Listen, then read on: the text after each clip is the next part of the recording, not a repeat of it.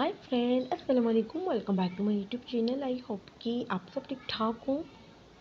तो फ्रेंड, आज की वीडियो में मैं आपके लिए बहुत ही प्यारे और लेटेस्ट ट्राउज़र की कलेक्शन लेकर आई हूँ।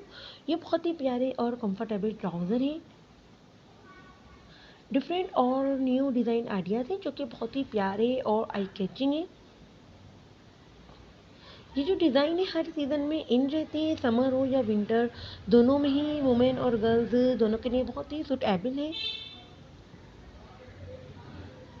इनके बॉटम पर जो है बहुत ही खूबसूरत डिज़ाइनिंग की गई है। ज़्यादातर डिज़ाइनिंग जो है लेस के साथ और जॉइंट लेस के साथ की गई है और इसके साथ ही कटवर्क का भी यूज़ किया गया है।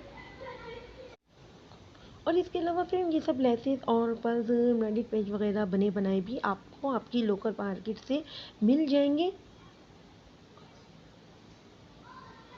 तो फ्रेंड, मैंने वीडियो में जो है काफ़ी डिफरेंट और यूनिक डिज़ाइन आइडियाज़ ऐड किए हैं। तो आप जो है इन सारी डिज़ाइन को अच्छे से देख लीजिए ताकि आपके माइंड में इन सभी डिज़ाइन की इमेज बन जाए।